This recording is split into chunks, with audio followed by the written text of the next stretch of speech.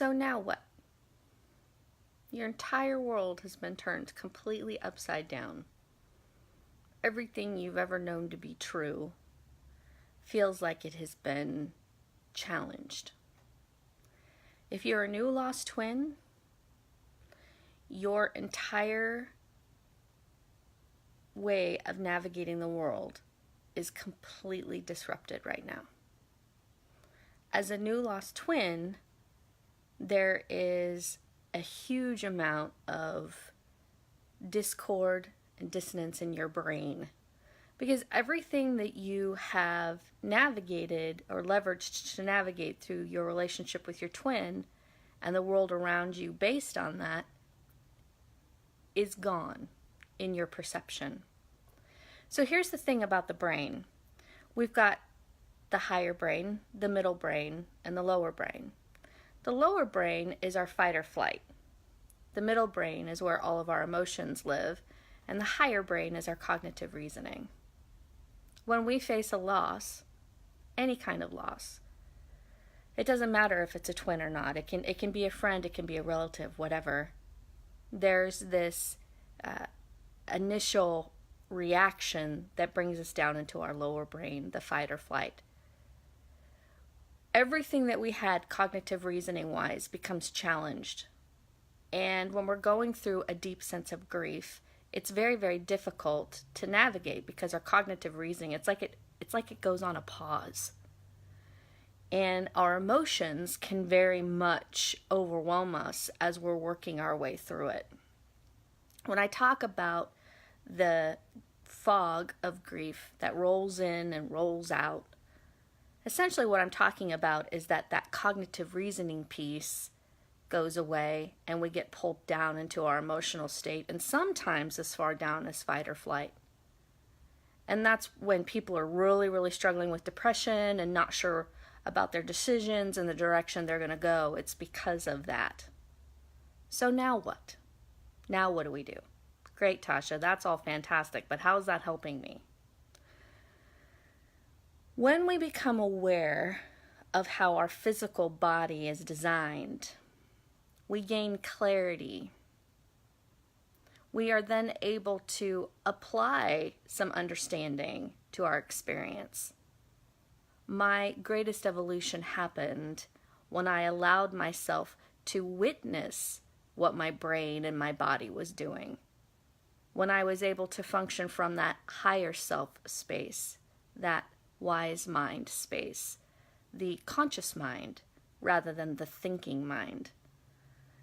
And so now what? Now what do I do? When you're faced in a situation where every single thing that how you navigated the world is challenged, you've been a twin your entire life, and now your twin is gone. Now what? How are you going to handle that? Part of the reason why it feels so suffocating and so challenging and so overwhelming is because you've never had to navigate the world without them. So you don't know how. At least you think you don't know how. And that's the challenge. That's the biggest challenge, is the now what.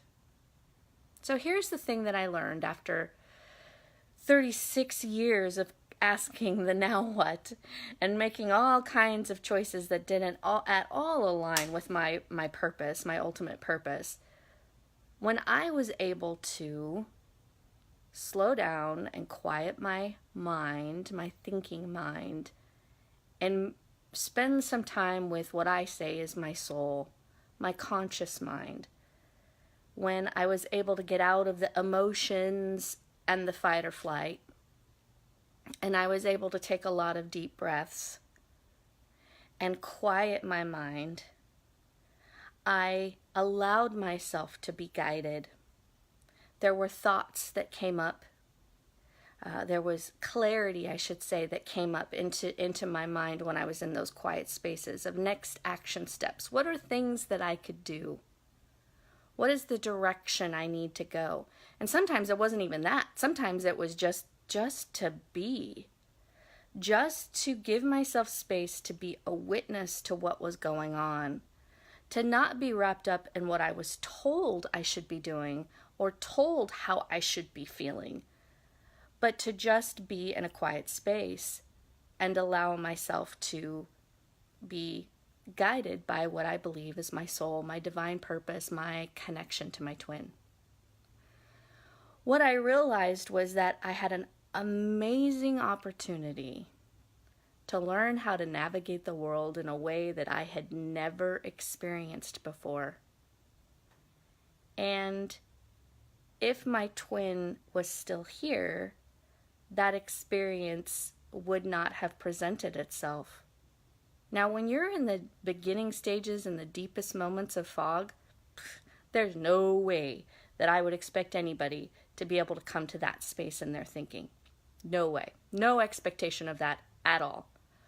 Why? Because everything is completely disrupted. Hi, Amanda, I see you. Everything is disrupted. Everything that you have previously related to, everything that you've had for navigating is completely disrupted. And so it's like starting a new job in a way. You know, you go in and you can't, it's like you have no idea what you're doing. Everything is new faces, new feelings, new emotions, new tasks, new way of doing things. Can you ultimately tap into your previous experiences to help make cognitive decisions and figure out the next steps for yourself? Absolutely. But when you're initially in the beginning phases of that, no way. It's all new. It's like a fire hose of newness.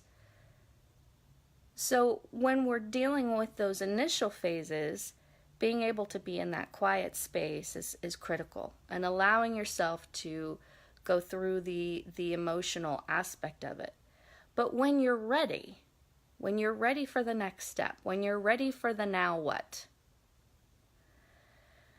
I highly recommend putting into a daily practice that quiet space.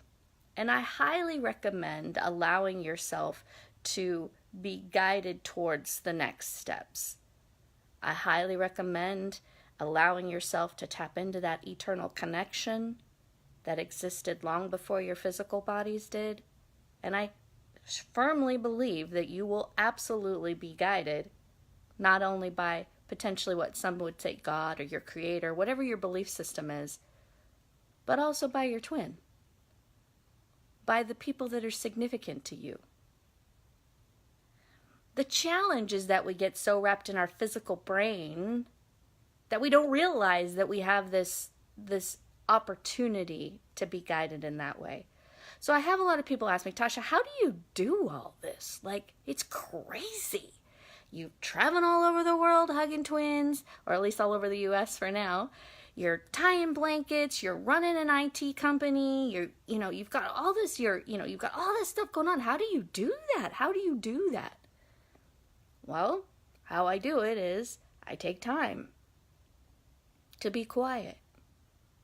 Like, what? That doesn't make sense. How do you get all this done? You take time to be quiet. Well, it's through that quiet time that I feel led and guided to make decisions. And as I go throughout my day, and where am I going to dedicate time? Where am I going to dedicate energy? Who am I going to have an influence over today? My divine intersections, when people cross my path. How do I make the most of that? That's what I do. That's what I do. I give myself that quiet time and allow myself to be guided. And when my actions align with how I'm guided, I get a lot done. I influence a lot of what's happening around me. But most importantly, I influence my own evolution. I influence how I see the world around me. And because of that, I become highly effective in the choices that I make, the interactions that I have, how I influence the people that I interact with. It's because I give myself that quiet time. So, obviously my life isn't done yet. I mean, being without my twin has sucked at times. It has been awful. I'll just be honest with you. It wasn't, whatever. But I was like, it's not supposed to be that way. And my mom, I decided. I decided it wasn't supposed to be that way for the rest of my life. There is a purpose here. And I need to figure that out. And I wasn't going to figure it out when I was in my emotional state. because that's where it wasn't going to come from. I wasn't going to figure out when I was in fight or flight. I wasn't going to figure it out when I was buried in grief. It wasn't going to happen. So I gave myself the quiet time. I allowed the grief to roll out, and I allowed the wisdom of my eternal connection rolling in. And in those moments when I'm guided and led to take action and I see an opportunity and my actions align with it, I proceed with it, there is an effectiveness that comes out of that by allowing myself to be divinely guided and do the things that feel right, that feel good. So there is that emotional component. And if it doesn't feel right and it doesn't feel good, then I didn't do it. But the things that I could so clearly aligned with what I was guided to do, and suddenly there's this massive shift in the level of influence that I'm having in the world around me and the people that I interact with. Well, guess what, twinnies? Every single one of us has that inside of us. Every single one of us has that. And your purpose may not at all align with anything that I'm doing, but you have one. And when you're in the deepest part of your grief, you don't know what it is. It's okay. It's okay in that moment to not know. But when you give yourself the space to be quiet and get into that quiet space and feel your twin, to connect at that higher level and go into that space, it's incredible. It's absolutely incredible, the clarity that you can gain. Putting that into practice is what will help you find your purpose and what will help you become more effective moving forward, if that's what you want. So what do you want? What do you want? You have to figure that out. In the time that we spend grieving, we are so overwhelmed with the grief portion of it that figuring that out seems impossible. By giving yourself the space to get into that quiet space, tuning into the eternal connection and feeling your twin, the clarity will come. I promise, it will. And your actions will start aligning with the clarity that you receive. And as your actions start aligning with that, suddenly your life completely changes. You learn how to navigate the world through that eternal connection. Suddenly you don't feel so lonely. Suddenly you have clarity about what you need to do. You are inspired by the fact that you're a twin and you have twin powers. And the more time you spend around other twins, the more you realize that you still have that. And suddenly you are making choices that you never thought you could make before, that you didn't even think was possible. Trust me, my life is an example of that. So how do I do it? How do I do all this? I get quiet. I spend quiet time with myself before I start my day. And as I get through my day, I make choices that align with that quietness, that align with how I was guided when I was quiet. That's how I do it. I hope that helps. Now I'm going to go off and have a great day. I hope you do the same.